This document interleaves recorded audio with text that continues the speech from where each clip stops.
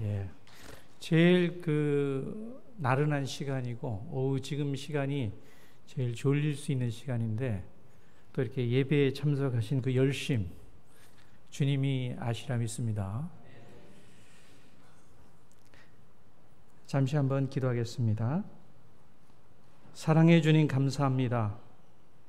하나님을 높이며 거룩히 찬양하는 거룩한 주일, 당신의 종들이 오전에 예배를 드리며 이렇게 오후 시간 다시 한번 예배를 드립니다. 주께서 하나님을 사모하는 성도들의 모든 삶의 형편을 아시고 주께서 하나하나 일일이 간섭하여 주셔서 문제가 평강으로 바뀌게 하여 주시고 하나님을 사모함으로 인하여서 그들의 믿음이 천국을 소망하는 가장 복된 소망을 가지고 살아가는 성도들로 주께서 인도하여 주시옵소서. 오늘 말씀을 대언하며 나눌 때 주께서 함께 하시고 성령께서 인쳐주셔서 우리 마음속에 주님의 마음과 주님의 말씀을 새길 수 있도록 인도하여 주옵소서. 감사드리며 예수님의 이름으로 기도 올리옵나이다. 아멘. 예, 오늘 본문의 내용이 이렇습니다. 옛사람의 우리의 모습을 다시 한번 상기하면서 옛날에 우리 옛사람의 내가 누구였는가, 우리의 정체성을 다시 한번 일깨웁니다. 우리는 옛사람, 세상의 정욕을 따라서 우리의 욕심을 따라 살던 사람들에서 지금은 그러한 삶의 자세, 그런 삶의 위치에 있는 것이 아니라 하나님의 은혜로 영원한 생명을 소유한 사람으로서 이제 우리가 이 땅에 살아갈 가장 중요한 것은 뭐냐?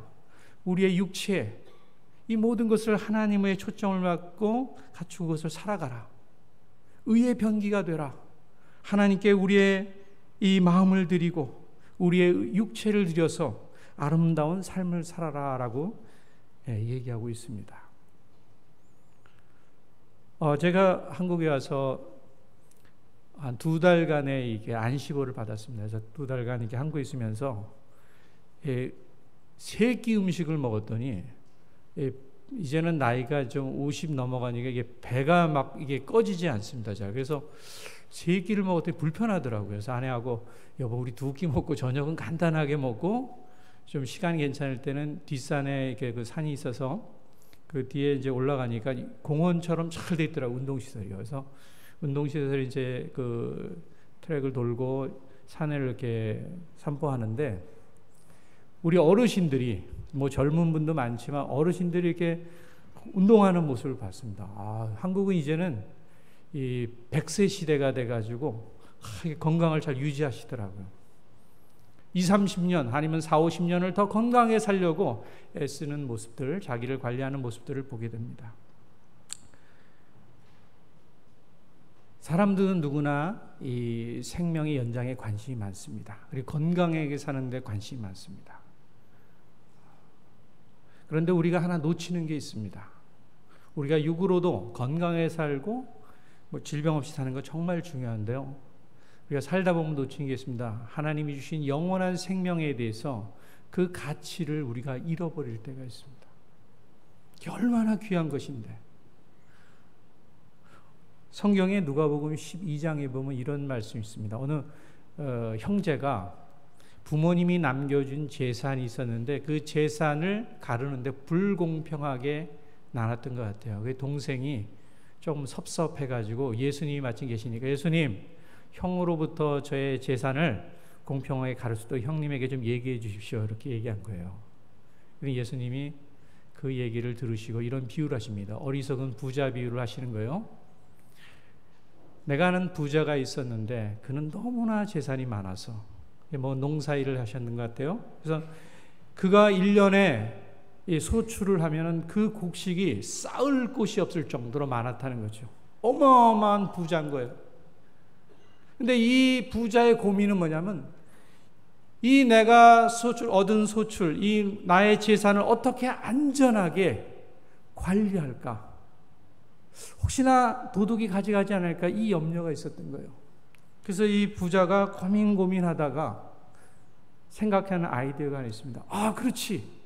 내가 이전 곳간보다 더 큰 곳간을 만들어서 거기에 나의 모든 재산을 안전하게 넣어놓고 잘 지키게 하면 나는 낙을 누리고 그리고 먹고 마시며 즐거이 살 수 있는 그러한 삶을 살 수 있겠다라고 생각한 겁니다. 그리고 다 지어놓고 너무 좋아하는 거예요.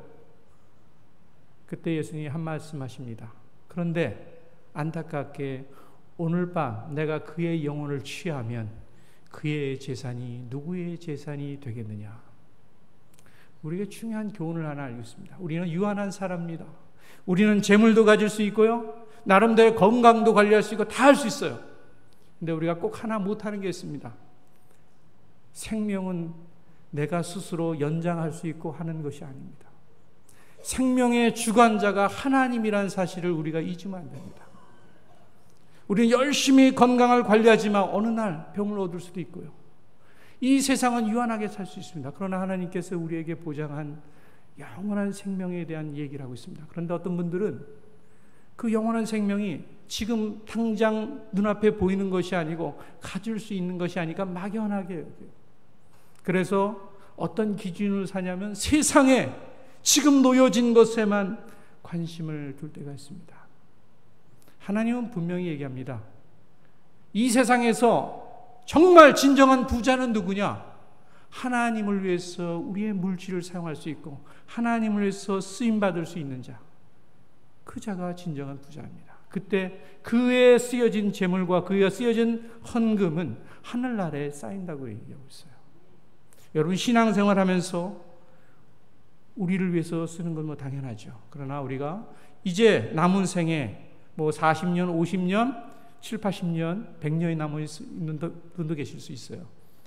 이제 우리의 남은 삶이 얼마인지는 모르지만 우리의 삶이 오늘 의의 병기로서 하나님께 우리의 삶을 드림으로써 맨 마지막 때 주님이 그 나라에서 손을 벌려서 아들과 딸을 기다릴 때 주님이 우리를 보실 때 이 말씀을 꼭 했습니다. 착하고 충성된 종아, 네가 이제 오느냐 하고 우리를 안아주시는 그런 놀라운 일들이 오늘 아현교회 모든 성도님들과 저에게 있기를 주님의 이름으로 축원합니다.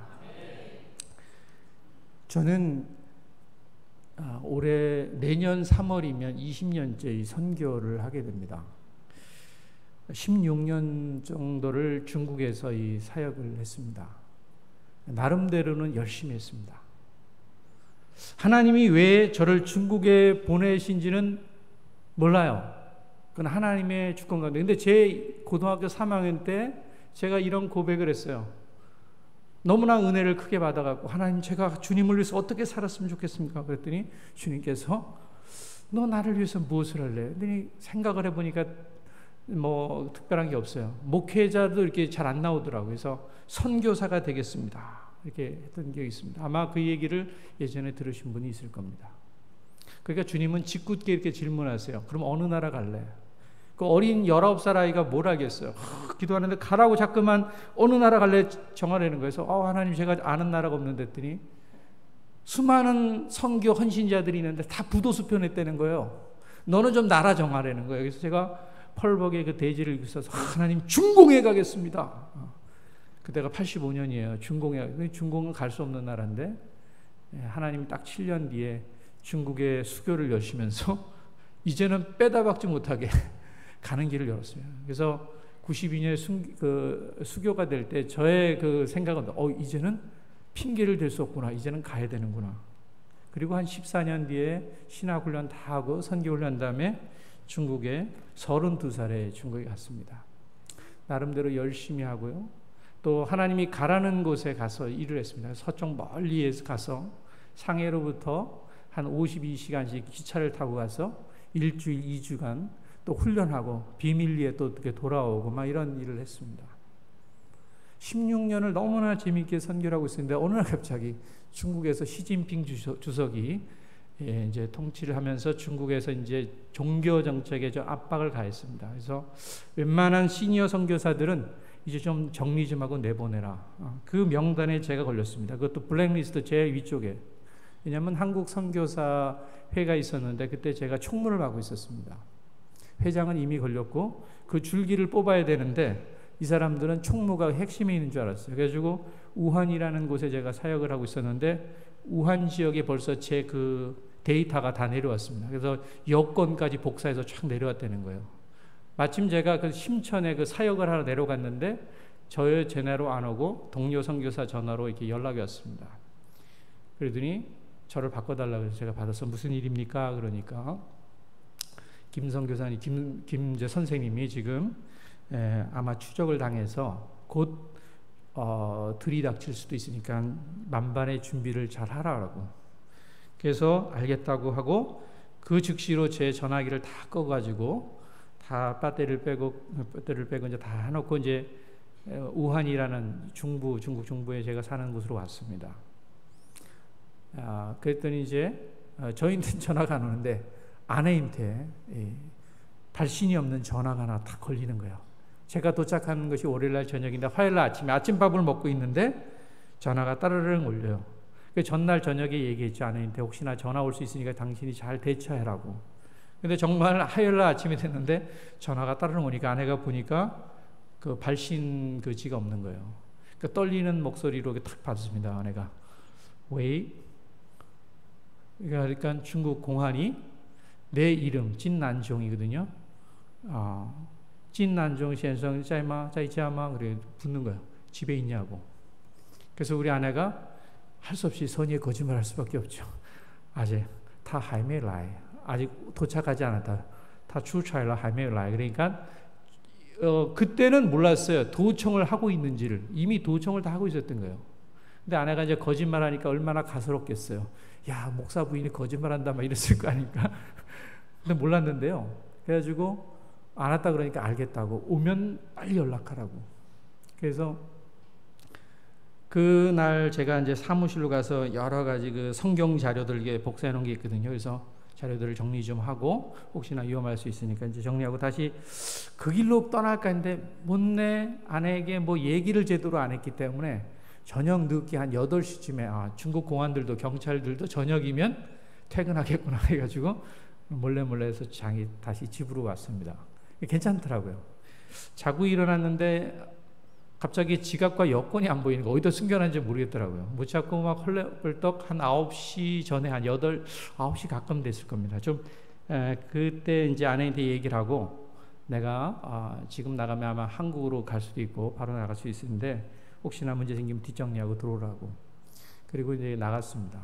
그리고 이제 아는 선교사님 만나서 혹시나 이 교회에 오시는지 모르겠는데 임봉화 선교사님이라고 임산 선교사님인데 그분하고 이제 좀 상의를 하니까 그분이 그러시다. 우한공항에 글로 나가면 분명히 붙들리니까 상해 국제공항을 통해서 나갔으면 좋겠다. 그래서 이제 작전을 바꿔서 상해 국제공항에 열차를 끊고 상해공항을 통해서 이제 목요일 아침에 나가기로 했습니다. 근데 이제 그런 계획을 하고 있는데 1시간 제가 나간 지 한 10시 조금 넘었나요? 아내가 이제 전화가 오는 거예요.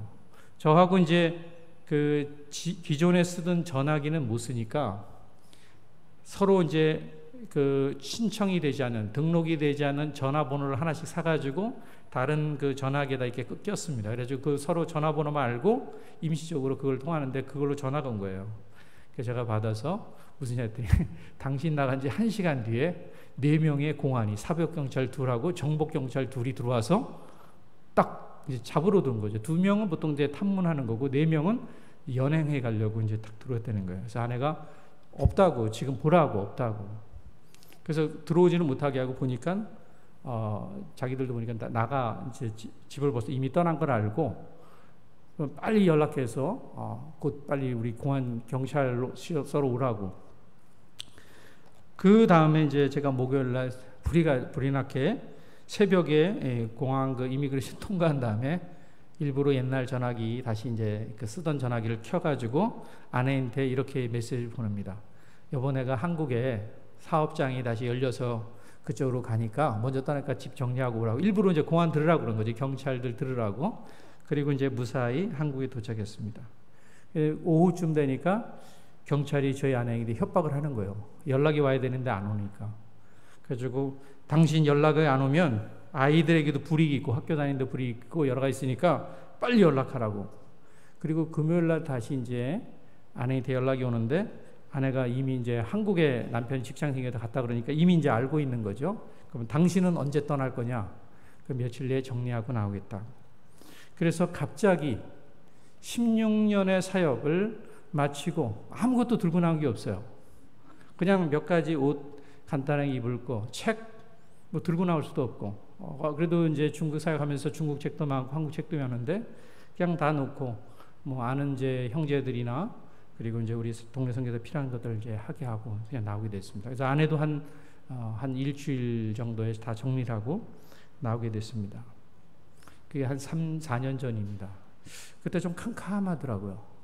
하나님, 순종해서 여러 가지 우여곡절 속에서 다시 들어갔는데 갑자기 이렇게 나오게 되면 어떡합니까?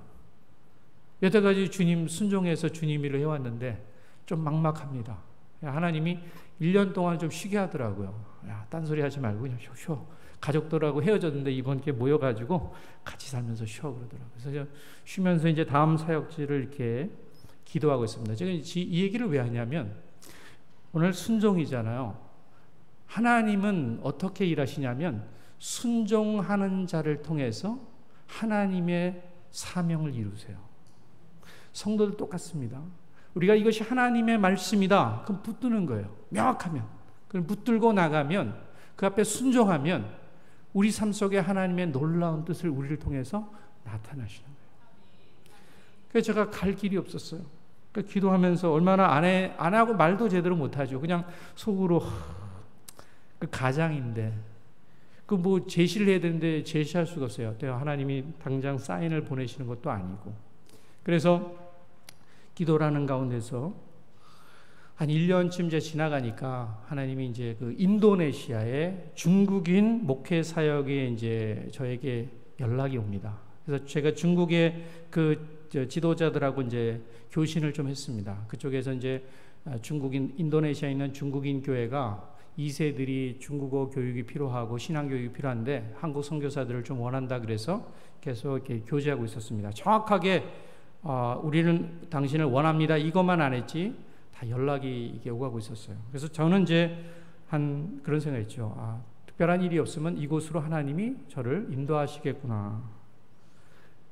그런데 2014년 2월쯤에 제가 이제 그 13년에 나와서 이제 14년에 이제 다시 이제 선교지를 찾아서 가는데 2월 달에 선교 모임이 있는데 우리 아는 그 동료 선교사님이 저희한테 이런 얘기를 하는 거예요. 혹시 수리남이라는 곳이 있는데 거기에 중국인 목회자를 원한다고 중국 교회 목회자를 원하는데 그 사역도 중요한데 한번 해보지 않겠냐고.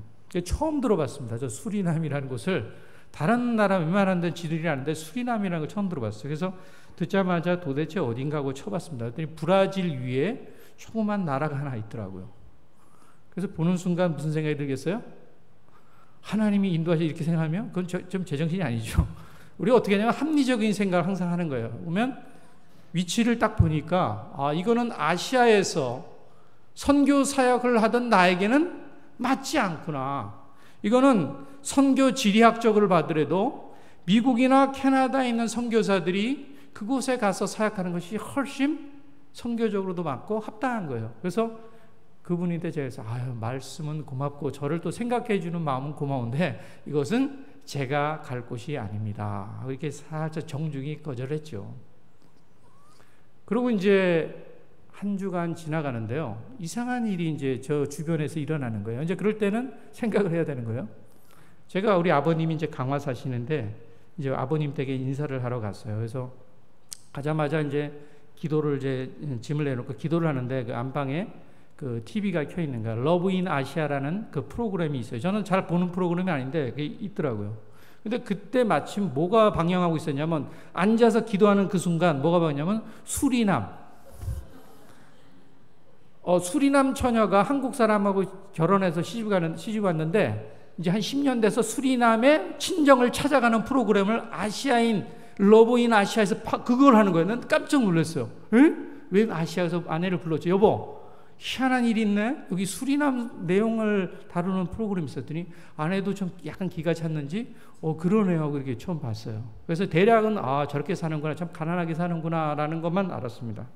며칠 뒤에 이제 아는 선교사가 사모님이 좀 아프셨어요. 그래가지고 쾌차를 많이 하셔서 병문안을 갔습니다. 그래서 전주까지 이렇게 달려갔어요. 차를 몰고 달려가서 이제 전주에서 만나서 하는데 제가 좀 웃기도 않고 그래서 아니 그 친구는 이제 그 후배 선교사는 지금도 이제 중계 사역하는데 만나서 혹시 수리남이라는 데 아냐고 나한테 요청이 하는데 수리남이라는 데서 나를 요청하더라고. 그랬더니 이분이 잘 알죠 그러는 거예요. 웬만한 사람들은 다 모르는 거예요. 그게 모르는 게 정상이에요. 근데 잘 안 되는 거예요. 어떻게 잘하냐고 그랬더니 자기하고 가장 친한 친구가 수리남 선교사로 가 있다는 거예요. 5년을 그분하고 나하고 교제를 했는데 한 번도 그런 적이 없는데 정말 자기가 제일 친한 친구가 수리남에 있는데 지금 070 전화해서 알려드릴게요. 필요한 것을 물어보세요 그러더라고. 깜짝 놀랐죠. 이게 이상하다. 분위기가 느낌 이상하다 이런 생각이 드는 거예요.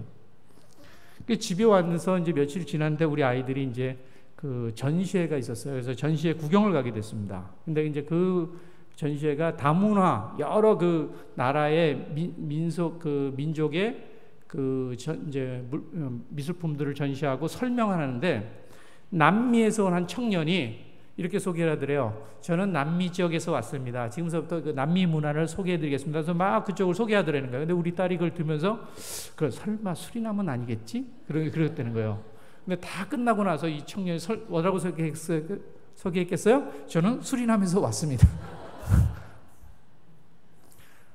그리고 한 2번 정도를 또 수리남 얘기를 들었어요.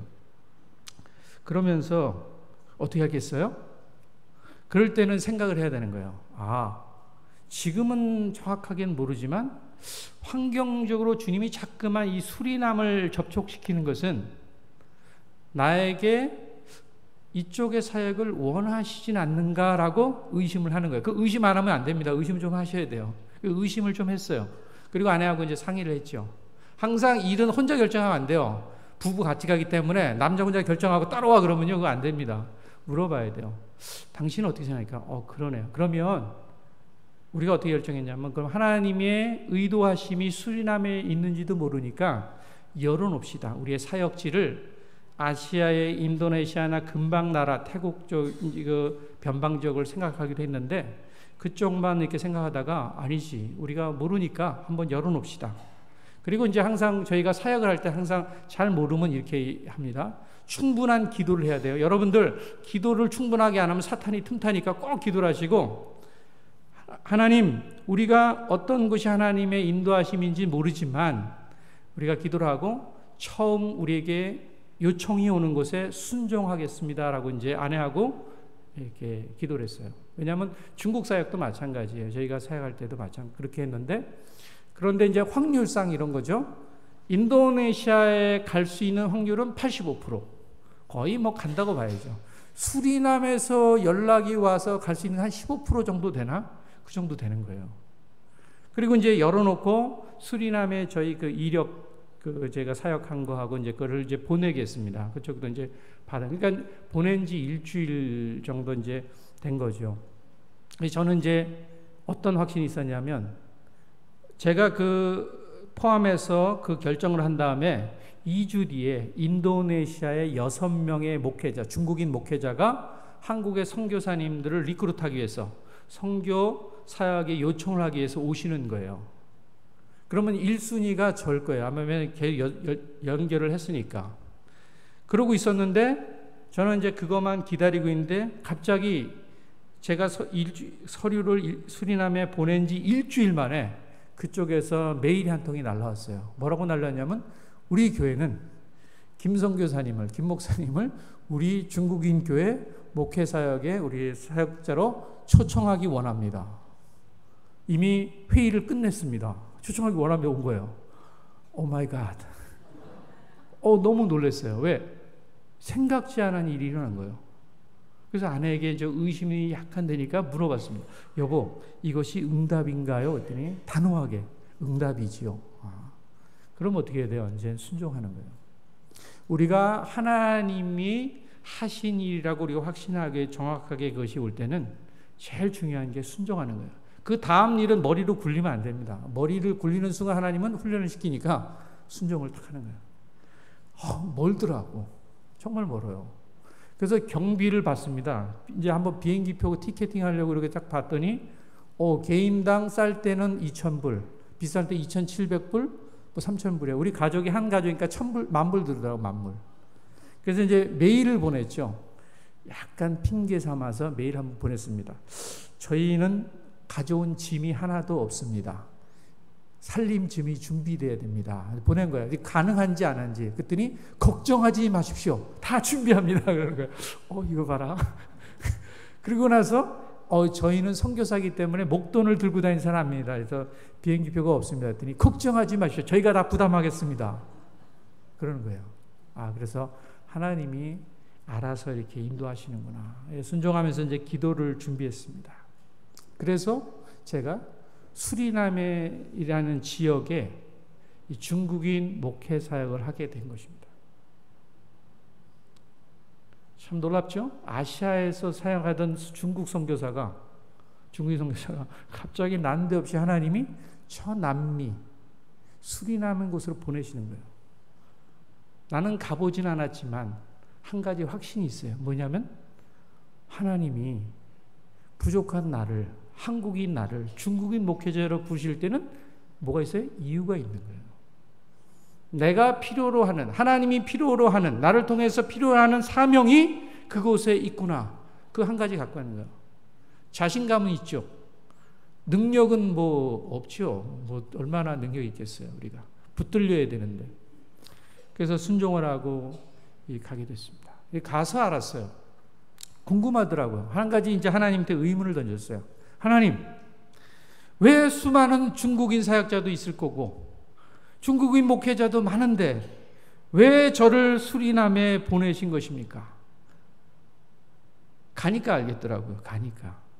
가는데 어떤 일이 있었냐면 이 교회는 올해가 70년이에요. 70주년 이제 행사를 이번에 하는데 70년이 된 교회인데 제가 할 때 10년 동안 목회자가 없는 교회예요. 한국 교회는요, 우리나라는 축복받은 나라예요. 우리가 다른 나라 안 보니까 자꾸만 우리 안에 뭐 비평만 하는데요. 우리나라처럼 목사님을 잘 모필하고, 서양은요, 그렇지 않습니다. 사무원대학 때예요. 우리나라처럼 성도들이 11조 생활도 잘하는 나라 없어요. 가는데 그게 11조 생활 안 해요. 그런 거 없어요. 10년 동안 목회자가 없으면 교회가 어떻게 했어요? 각자 옳은 대로 행하는 거죠. 사사기 시대 똑같은 거예요. 각자 소견에 옳은 대로 행하는 거예요. 누가 교회 와도요, 관심이 없어요. 새신자 오면 관심도 없어요. 왜? 영혼이 살아있지 않으니까. 몇 명은 뜨거운 사람이 있지만 대부분 사람 관심이 없어요. 왜? 형식적으로 그냥 예배 드리는 거예요. 그냥 교제야 그냥 하고 재밌게 놀다가 도시락 까먹고 가고 그러는 거예요. 예배 올 때 이게 제가 이렇게 좀 지켜봤죠. 한 두세 달은. 모르니까 이제 교회를 보니까 성도들이요, 그냥 빤스인지 팬티인지 반바지 짧은 거 입고 막 슬리퍼 끌고 그냥 오더라고. 놀랬어요. 내가 충격을 받았어요. 근데 왜 이러나 했더니 개념이 없는 거야. 한 번도 누가 가르쳐주지 않은 거예요. 성도들이 성도들을 가르치시겠어요? 그래서 제가 물어봤어요. 그랬더니 우리가 만약에 뭐 직책을 맡은 사람이 얘기를 하면 너 나와 똑같은데 왜 그러냐고 서로 싸운다는 거예요. 그래서 중국 사람들은 우리나라 사람보다 더 이 관계를 중요시하기 때문에 서로 이렇게 좀 질타하는 얘기나 조금 이런 얘기 절대 안 합니다. 그냥 웃으면서 갈라서죠. 싸우면서 갈라진 적이 없어요. 웃으면 갈라져. 하다. 그래서 뭐냐면 너와 나의 뜻이 안 맞는다 그러면 갈라서는 얘기예요. 무서운 사람들이에요.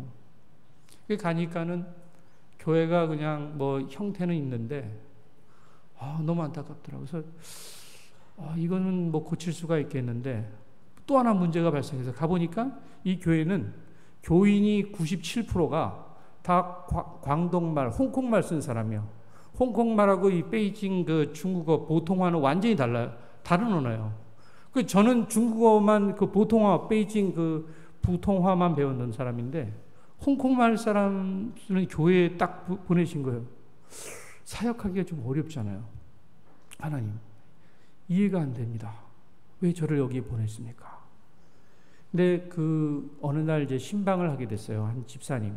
신실하게 항상 교회 안은요, 여러 가라지도 있고 이런 사람도 있지만 항상 하나님이 그 교회를 사랑하시는 얘기는 눈물을 뿌리고 신실하게 하나님을 사랑한 사람들이 있기 때문이에요. 죽어가는 교회 속에 누구냐면 그에도 구루터기가 있는 거예요. 그 집사님 이제 가게를 신방했는데 그분이 이제 제 손을 잡고 막 우는 거예요. 그래서 목사, 니来了真高兴그러고 막 이제 너무 목사님 오셔도 반갑고 너무 좋다고 하면서 막 눈물을 흘려요. 그래서 왜 그러시냐 했더니 자기가 목사님이 오도록 10년간을 기도했다는 거예요. 근데 우리 교회 지금 형편상 성도들이 헌금을 제대로 하나요? 그리고 비싸게 쉽게 얘기하면 홍콩에 있는 좋은 목사님들 모시려고 하면 비용이 많이 드는데 누가 관심이 있나요? 저는 그냥 오로지 기도했는데 하나님이 두루두루 찾다가 하도 갈럼이 없으니까 죄송합니다 여기서 이 중국 사람들이 1,000불 정도 주고 거기에 갈 사람이 아무도 없는 거예요. 그러니까 하나님이 어떻게 하냐면 선교사는 뭐예요? 가라면 가는 사람들 아니에요. 금전에 관심 없는 사람에 주의 종이 뭐 보내면 대로 삶을 사는 거잖아요. 그러니까 하나님 보다가 이 중국 이 목회자 한 사람도 없네. 그러다 보니까 저기 그냥 지금 사역지를 주여 어디로 가오리까 하고 있으니까 저를 탁 보시고 쟤 보내야겠다. 그래서 저를 찍어서 보내신 거예요. 그래서 오게 된 거예요. 저 같은 사람 아니면 못 가죠. 왜? 재정적인 걸 따지고 뭘 환경 따지면 못 하죠. 저는 주님이 보내시면 그냥 가는 사람이니까. 그래서 보내시더라고요. 그러니까 교회가 피폐하니까 기초공사하고 단단히 교회 세우라고 보내신 거예요. 그래서 제가 우리 한 달 되니까 이분들이 계시더라고. 얼마나 교만하면요. 하나도 안 한 사람이 저는 그렇게 생각했어요. 목사님은 이 보통화를 쓰셔서 여기에 보통화 쓴 사람 2만 명이 있는데 이분들을 전도하십시오. 이렇게 해서 교회를 잘 세워주십시오. 이렇게 하는 거예요. 단 이 광동어로 하는 이 예배, 그걸로 그 나라가 허란 네덜란드 쓰는 나라거든요. 그 혼혈인들도 있는데 그 혼혈인들하고 광동어로 쓰는 사람들은 자기들이 알아서 할 테니까 걱정하지 마시고 이 사람들만 하라는 거예요. 근데 목사가 딱 가서 보니까 이 중국어 사역을 지금 할 상황이 아니에요. 교회가 뭐 건강해야 그 일을 할 거 아니에요. 피폐한데 무슨 일을 하겠어요. 그게 밑 빠진 독에 물 붓기죠. 그러니까 목회적인 관점을 보니까 한숨이 확 나오더라고. 자기들은 이 외형적인 교만이 있는 거야. 우리는 외형적으로는 멀쩡하죠. 그리고 우리는 이 사역도 한다라는 거를 집사들이 이제 모여서 회의해서 이렇게 했던 거죠. 그래서 제가 이렇게 얘기했습니다. 여러분, 제가 사꾼이면, 중국말은 이제 꾸공이라 그러는데, 제가 사꾼이면 저 여러분들이 시킨 것만 하고 제 3년 뒤에 떠나면 됩니다. 3년 계약 그랬으니까. 그런데 제 양심상 저는 그럴 수가 없습니다. 저는 하나님이 종으로 하나님이 부르셔서 여기 왔으니까 목회적인 관점으로 교회가 건강하게 하고 그리고 그것이 내 사명이고 그 일은 제가 해야겠습니다. 처음에 받아들일 수 없는 거예요. 아니 목사님 우리가 페이 줘서 돈 줘서 시키는 것만 하시지 왜 이 사람들이 그때부터 약간 이렇게 파이치라 그러는데 약간 이러는 거예요. 느낌이 오죠. 그래도 아랑곳하지 않고 그래서 가만히 그냥 이렇게 회의하는 건 참석 안 하고 가만히 봤습니다. 그냥. 그러니까 제가 할 수 있는 거는 그래서 제가 글쎄요 한 몇 개월 성경 공부를 이제 구약 성경 공부 신약 이렇게 공부를 이렇게 좀 하면서 혹시 제자 훈련 받으려고 하는 사람들은 신청해 달라고 일단은 자의적으로 그리고 몇 명을 접촉해서 이렇게 했습니다. 왜냐하면 이분들이 한 번도 교회가 나오면서 한 번도 훈련을 받아본 적이 없어요. 그러니까 훈련 개념도 없고 1년을 한다니까 막 어떤 사람은 막 나가자 보시더라고. 어떻게 1년씩이나 훈련을 받냐고. 장사하는 사람들이 많거든요. 그러니까 그러더라고요. 그런 분들은 안 하셔도 되고 이 훈련이 너무 재밌고 그리고 너무 좋다고 받아보시면 안다고. 그래서 이렇게 잘 달래면서 9명을 모집을 했어요. 그러니까 이제 거기 이제 집사님들도 거기 있는 집사님들도 목사님 어떻게 하나 보다 그 새신자 같은 사람들을 몇 명 집어넣더라고요. 저희들은 안 봐도 되니까 이런 분들은 받아야 된다고. 그럼 어떻게 합니까? 그냥 예. 근데 놀라운 일이 있잖아. 항상 어떤 게 있어요? 제가 이제 두 가지를 생각했어요. 야, 이 훈련을 세게 갈까, 연하게 갈까? 항상 목회는 갈등이 있어요. 왜냐하면 세게 가면 도망가지 않을까? 왜냐하면 한국은 다르니까. 한국 사람들에게는 이제 이미 그것이 어느 정도 되기 때문에 되는데, 중국에서 제가 지도자들만 했기 때문에 문제가 없었는데, 평신도 우리 교인들인데 너무 세게 해서 도망가지는 않을까? 근데 또 약하게 하면 뭐 이게 시시해 뭐 이럴 수도 있으니까 방법을 딱 정했어요. 좀 세게 간다. 세게 간다. 그냥 훈련은 정말 훈련한다. 그냥 해가지고 제가 이제 모인 사람들에게 딱 이렇게 얘기했습니다. 매주 성경 2개씩을 반드시 암송해야 됩니다. 그리고 그러니까 큐티는 일주일에 하나만 줬어요. 왜냐하면 다들 장사니까 여러 개를 주니까 못 하더라고요. 하나씩을 꼭 합니다.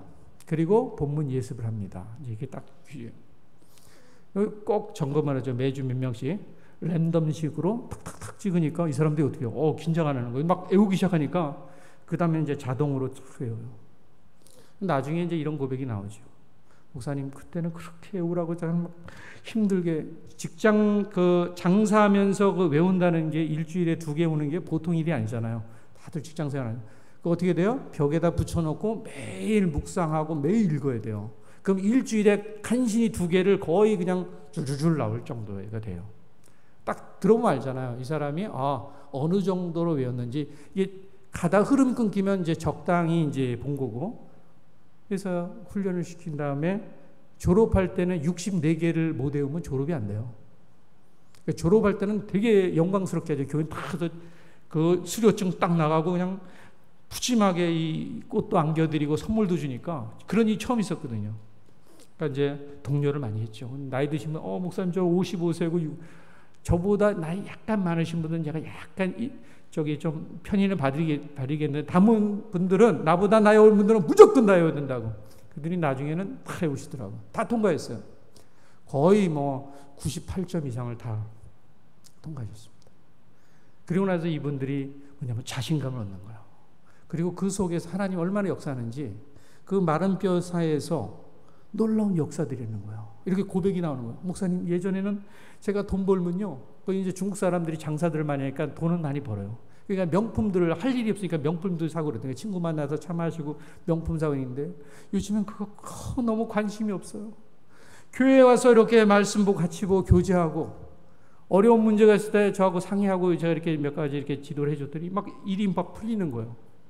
남편도 그 완강했던 마음이 녹아지고 변화가 있네. 너무 뜨겁게 일하니까 그 초신자가 막 그렇게 두 사람이 열심히 일하니까 기존에 있던 오래된 사람들이 쳐다보면서 이상하다. 왜 이렇게 잠깐만 저렇게 열심히 할까?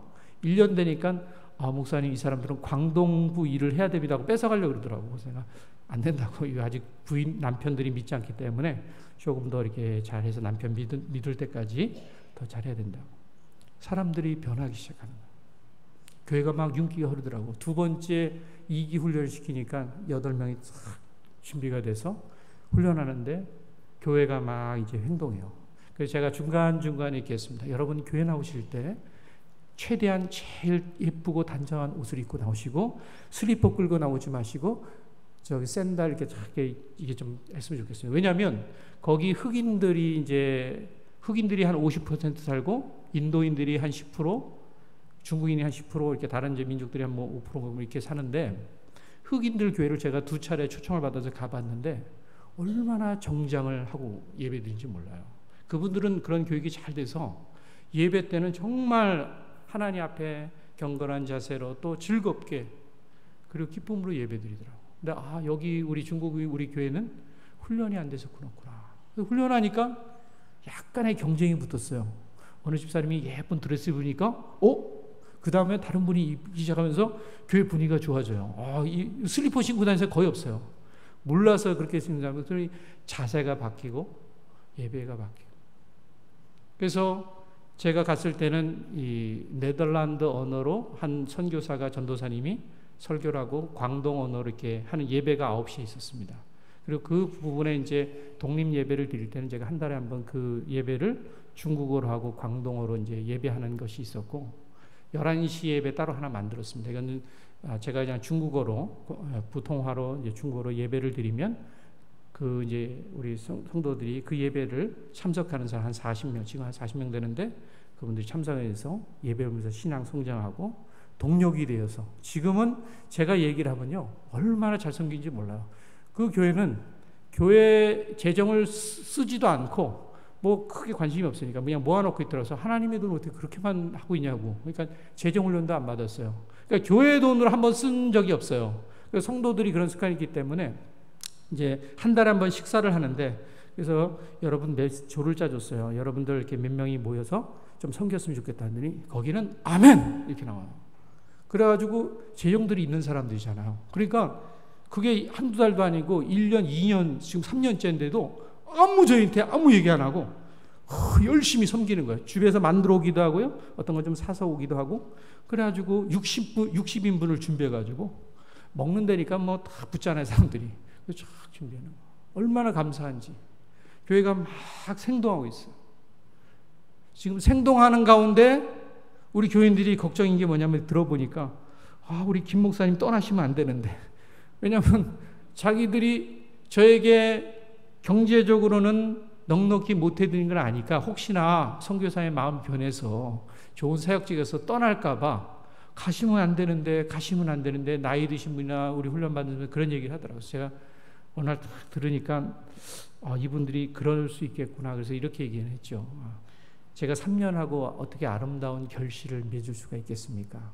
좋은 결실을 보고 하나님이 떠나갈 때 떠나겠습니다. 언제인지는 모르겠지만 저도 최선을 다하고 여러분들 최선에서 교회를 하나님이 보시기에 잘 일할 수 있는 교회로 만들어 갑시다. 제가 훈련하면서 목회 예전에는 이제 훈련 사역 중국에 있을 때 훈련 사역을 많이 했는데 이 수리남 사역에는 이제 목회 사역이잖아요. 직접 성도들 대하면서 제가 배운 게 많아요. 하나님이 여러 가지를 훈련시키는데 병원 신방을 통해서 암 환자가 있었어요. 그 암 환자가 있으니까 막 그 가정이 너무나 어렵고 그런 거예요. 힘들고. 그 이제 어느 날 한번 감동을 주셔서 그분이 이제 홍콩에서 수술하고 와서 제가 이제 이랬어요. 우리 성도님들한테 혹시나 매주 목요일 날 오후 6시에 우리가 그 집에서 1시간씩 우리가 찬양하고 그 형제를 위해서 기도할 텐데 시간 되신 분 오시라고. 처음만 제가 몇 분한테 연락을 했어요. 그리고 처음에 한 10명 정도 모여서 이제 찬양하고 예배가 위로하고 그랬는데 그 다음 주부터는 연락을 안 했습니다. 왜냐하면 또 너무 인위적이면 안 되니까. 근데 감사하게도 거의 1년, 2년 가까이 한 주 계속 특별한 일 빼고는 다 참석하는 10몇 명이 참석하고 계속 돌아가면서 이번에 이분이 오시고 다음엔 다른 분 오시고 그래서 그 신방 그 모임을 통해서 그 가정의 모임을 통해서 성도들이 이 사랑하는 그리고 섬기는 이 마음을 더 많이 경험하는 거예요. 그리고 기도 상모하고 하나님이 그렇게 만들어 가시더라고요. 결국은 올해 2월인가 하나님이 부르심을 받고 너무나 이제 재발이 돼서 떠나셨지만 감사한 것은 그 사이에 그 부인의 신앙을 너무 경고케 하시고 애들도 막 이렇게 방탕했는데 다 주님에게 신실히 돌아오고 부모님이 안 믿었는데 두 분이 세례 받고 지금 신앙생활 잘하고 있어요. 너무 감사하더라고요. 제가 사역을 하는데 어떤 일이 있었냐면 중국 사역은 제가 중국 사역하면서 이렇게 뭐 귀신 들린 사람을 거의 한 번 딱 봤나요? 거의 뭐 만날 일이 없었어요. 근데 제가 공부한 데가 총신이에요. 특히 이 귀신하고는 먼 쪽입니다. 이게 관심이 별로. 우리나라도 뭐 그런 일이 별로 없죠. 예전에는 있었지만 지금 없어요, 별로. 근데 거기 갔는데 이제 신방을 갔는데 그 아들이 정신병이라는 거예요. 그래서 그러냐고 정신병이냐고 이제. 그래서 그냥 기도만 해준 거죠. 내가 기도를 해주면 너무 좋아하는 거예요, 저를. 목사님 기도해주니까 너무나 평안하게 잠을 잤다는 거예요. 그러냐. 그래서 애가 좀 마른 게 약간 해요. 자꾸만 화가 치민다고 이런 얘기도 하지만, 그래도 목사님 이렇게 다녀갈 때는 좋다는 거예요. 그래서, 그 다음에 제가 다른 집을 신방하다가 갑자기 이제 감동을 주시더라고요. 그 집을 가까우니까 그 집을 들려서 기도하고 가야겠다는 마음이 들어서 이제 그 집을 들렸습니다. 그래서 그 청년 혼자 있더라고요. 그래서 앉아라.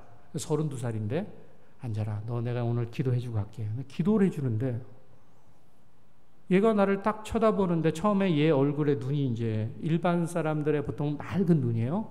근데 기도를 하는데 갑자기 한 10분 됐는데 눈이 싹 변하는 거예요. 눈이 싹 변하는데 그 흉악한 사탄이 그냥 노려보는 그 눈으로 쫙 변하는 거예요. 어우, 섬뜩하더라고요. 처음 봤어요. 이거 봐라. 근데 감사한 거는 그 순간에 하나님이 어떤 마음을 주냐면 담대함을 주시더라고요. 담대함을. 목회자가 거기서 움찔해서 도망가면 큰일 나잖아요. 소문나면 거기서 목회하겠습니다. 근데 담대함을 주시는 거예요. 저도 경험한 적이 있는데, 이놈 봐라. 요 놈이 나타났네. 글쎄 이제 제가 이제 그동안에 듣던 이론들 있잖아요. 그런 생각도 나면서, 이렇게 나타나는 경우 있구나. 그래서 이제 발견하고 기도를 떠서 펑주 예수도민 총타 출라!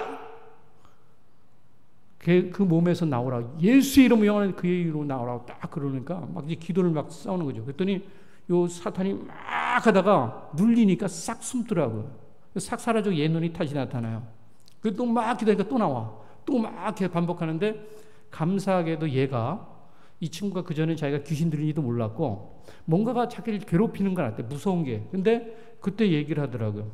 딱 나타나니까 출라일러 나타났다는 거예요. 자기 무서운 게 다 나타나. 그러더니 막 기도하고 내가 막 이제 영적 싸우니까 기도하니까 쑥쑥보다 간졸로. 그러니까 다시 사라졌다는 거예요. 다시 간졸로 그러더라고요. 그래서 제가 그때는 요놈이 떠나지 않는데 겁나면 숨기도 하고 자꾸 이렇게 반복을 하는구나. 그래서 충분히 이제 기도를 하고 이렇게 보니까 완전히 떠나지 않았다. 눈이 보니까 약간 그 가소롭게 저를 보는 그런 눈이 있어요. 그래서 이제 그날은 이제 한 1시간 정도 기도하니까 힘들어하고 그래서 떠났는데 감사하게도 전화가 왔어요. 얘가 뭐라고 하냐면 목사님 어제 매일 이제 전화가 오는데 3일 동안 너무 평안한 잠을 잤다는 거예요. 그 전에 잠을 제대로 못 잤다고 그러더라고요. 늘 괴로움 시달리니까. 그러니까 그 안에 귀신이 얼마나 많이 들어가냐면 그래서 이제 어느 날 제가 기도를 하는데 감동이 있어가지고 야, 너 교회로 와라. 내가 교회에서 기도할게. 교회에서 기도하는 게 좋을 것 같다. 너희 집보다는. 교회를 저도 이제 준비를 하고 그 이제 교육자 그 옆에 있는 사무실 거기 가서 이제 기도를 하는데 막 10분 정도 지났을까 막 이 안에 있는 귀신들 으악 그러더라고요. 그리고 막 토해내는데 막 나가기 싫어서 그 사탄이 그 눈에요. 나가기 싫어서 막 하는데 할 수 없이 나가는 막 나가요. 나가더라고. 한 7번 계속 그러더라고. 그러고 나서 다 이제 1시간 정도 넘었는데 지쳤어요. 저도 막 목이 좀 쉬었죠. 근데 완전히도 안 나갔어요. 내일 다시 와. 그래 아멘. 할렐루야. 하고 나가. 그 다음 또 왔어요. 그래서 안 되겠더라고요. 그래서 우리 아내는 또 얘기만 하니까 처음 그런 걸 접하니까 여보 동영상으로 좀 이 사진기로 좀 찍어. 동영상으로 탁 찍는 거예요. 우리 아내도 이제 처음 보는 거예요. 어머. 놀라는 거죠. 왜냐하면 눈이 딱 났다 싹 사라지고 기도하다 보니까 막 토하면서 나가는데 3일을 이제 그렇게 했습니다. 3일을 그러니까 저 평안해졌어요. 얘가. 근데 그 다음서부터는 말씀을 계속 보면서 기도하면서 제가 볼 때는 완전히 나가지 않았는데 약간 아직도 그 아이를 공격하는 약간은 있는데 이 아이가 충분히 그것은 극복할 수 있겠더라. 물리치면 다 물리칠 수 있겠더라. 그래서 하나님께 너에게 아마 내가 모르겠는데 완전히 나가지 않았는데 그거는 너가 충분히 이렇게 콩줄 이렇게 절제할 수 있으니까 한번 같이 해보자. 그래서 애가 상당히 돌아와서 교회 예배 나오고 잘 이렇게 생활했습니다. 며칠 전에 얼마 전에 아빠가 암이 있어서 지금 잠깐 중국에 가 있는데 다시 돌아가면 제가 더 이제 그 친구를 위해서 기도하게 됩니다.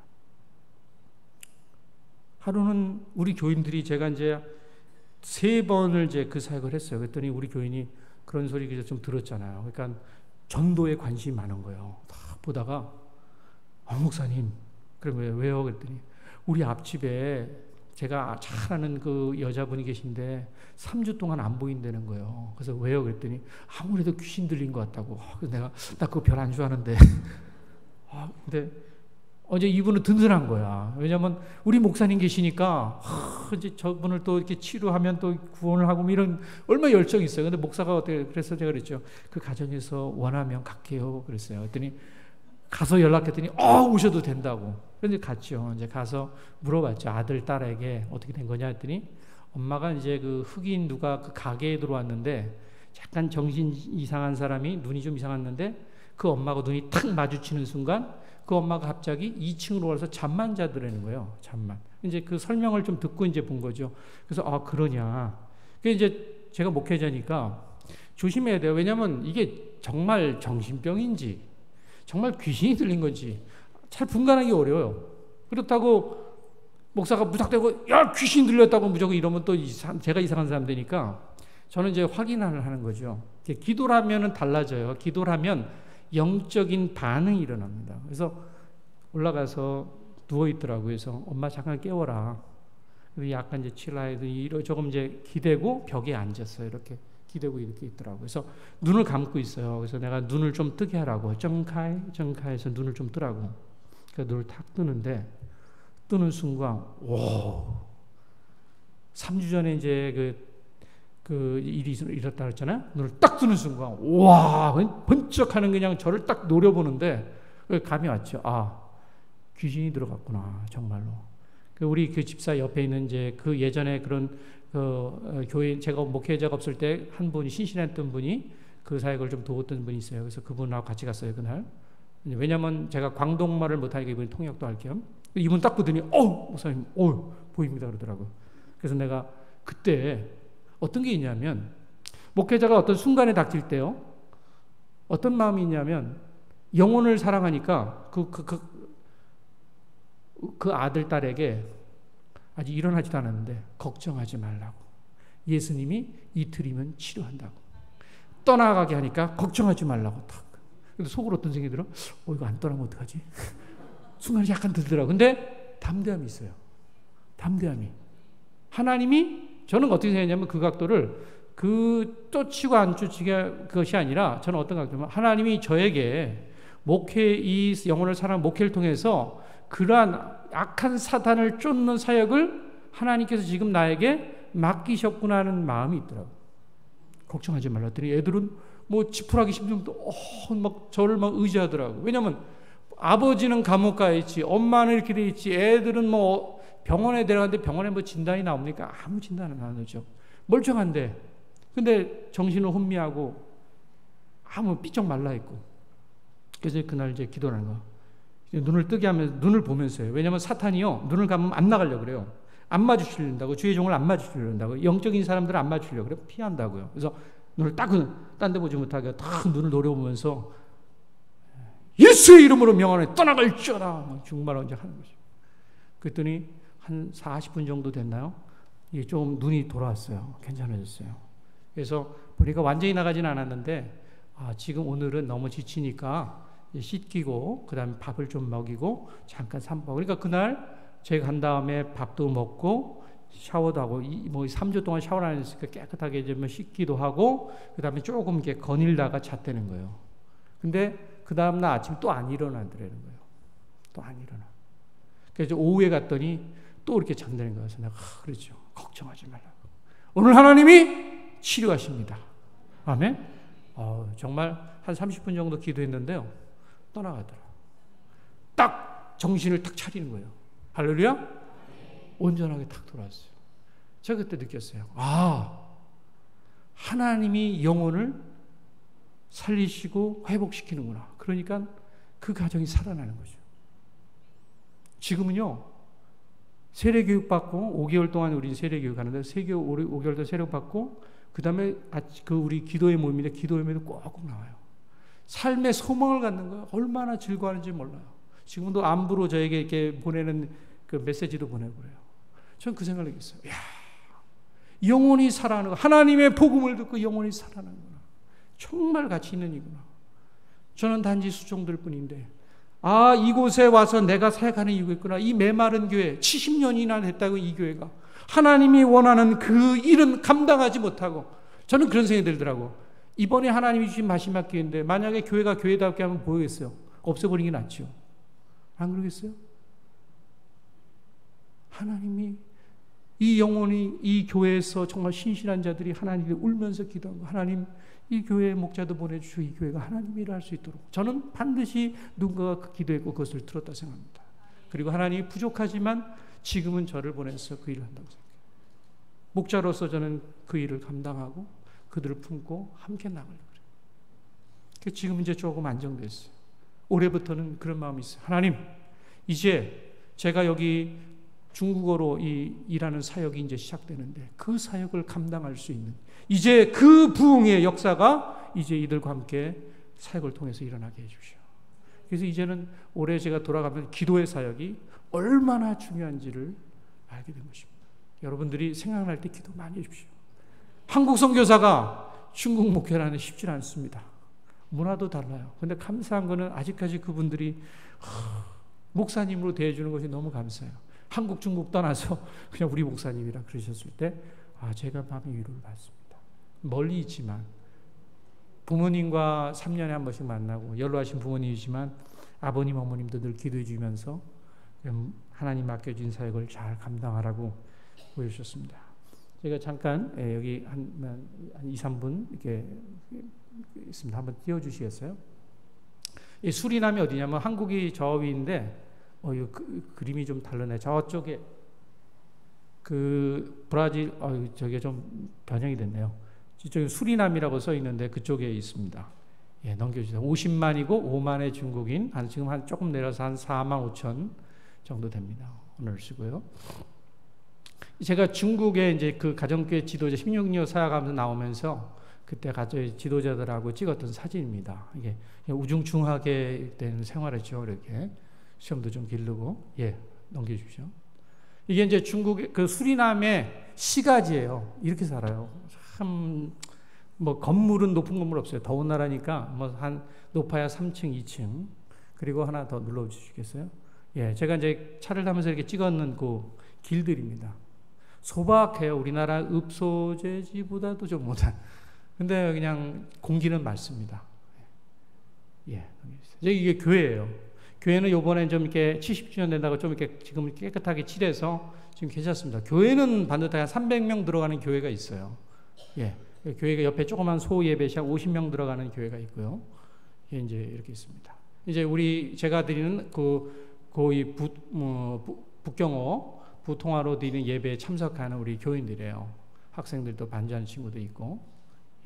그리고 제가 이제 교인들하고 함께 했던 것이 뭐냐면 우리가 하나님의 비전, 하나님의 그 교회를 세우신 목적들을 해서 함께 하면서 비전을 만들었어요. 그래서 함께 하나님 원하시는 것들을 눌러주십시오. 그래서 이렇게 순서해서 8가지의 중요한 우리 교회의 목표들을 만들고 그것을 따라서 우리가 사역하기로 이렇게 했습니다. 이제 그것을 같이 이제 나누면서 우리가 이제 그 문장을 만들고 설명해가는 과정입니다. 저희가 이제 그 세례해주는 장면이죠. 그 아픈 사람은 이제 교회를 못 오니까 그 집에 가서 나이 드신 분들은 복음을 전하고 특별한 세례를 주고요. 제가 가서 한 30여 명을 지금 세례를 줬습니다. 올해도 지금 가면 한 10명 정도 다시 또 세례를 주게 됩니다. 그리고 이제 제자 훈련이 끝나고 마지막 이제 끝날 때 축복 기도하고 세족식 하는 그런 것들이 있습니다. 그래서 이제 그 수료증 받는 거고요. 병원 신방도 하고 또 이제 연약한 사람들 아까 저기 말했던 그 누워있는 분이 그 암 환자여서 그 집에 가서 이제 기도하면서 했던데 하나님이 이제 올해 데려가셨어요. 다행히 그 가정이 견고하게 믿음으로 세우셨습니다. 기도교제, 우리가 이제 기도회 모일 때 끝나고 사진 한번 찍었던 거고요. 이제 식사교제 같은 거, 소그룹 교제, 그리고 학생들도 맑아요. 이렇게 흑인들도 있고 중국인도 있고 약간 혼혈인도 있고 재밌습니다, 교회가. 언어가 서로 안 통할 때가 많아요. 젊은 애들은. 부통화를 잘 못해요. 광동어하고 뭐 이제 허란어 하니까 조금 짧은 언어로 같이 이제 교제도 합니다. 저희가 이제 그 탁구 모임을 해가지고 교인들하고 이제 탁구 대회를 열어서 하고 같이 이제 식사, 우리 집에서 이제 한국 음식 좋아해요. 그래서 한국 음식 해서 좀 나누기도 하고 소그룹 모임 갖기도 하고. 제 아내입니다. 거기는 크리스마스가 없으니까 추리가 이렇게 조명으로 크리스마스처럼 이렇게 만들어가지고 그런 것에 한번 찍었던 것입니다. 맨 마지막에 하나만 제 가족입니다. 제 딸 셋입니다. 하람, 예람, 주람. 큰 딸은 지금 대학 3학년이고요. 둘째는 이제 이번에 들어가려고 합니다. 준비하고 있고요. 막내는 이제 중학교 올라가는데 어디서든지 또 수리남에서 하나님의 사역을 잘 감당하고 또 우리 교회에서 이렇게 후원하고 기도하는데 또 그 귀한 일을 잘 감당할 수 있도록 함께 기도해 주셨으면 고맙겠습니다. 기도하겠습니다. 사랑해 주님 감사합니다. 부족한 종이지만 하나님의 교회 함께 일을 감당하게 하심을 감사합니다. 우리가 하나님의 말씀에 순종함으로 그 속에서 하나님의 쓰임받는 종으로 다시 한번 주님 앞에 온전히 헌신하는 저희들이 되게 하여 주시옵소서. 그래서 그날에 들어갈 때 하나님이 안아주시는 착하고 충성된 종이라 인정받고 들을 수 있는 자들이 될 수 있도록 인도하여 주옵소서. 감사드리며 예수님의 이름으로 기도드리옵나이다. 아멘.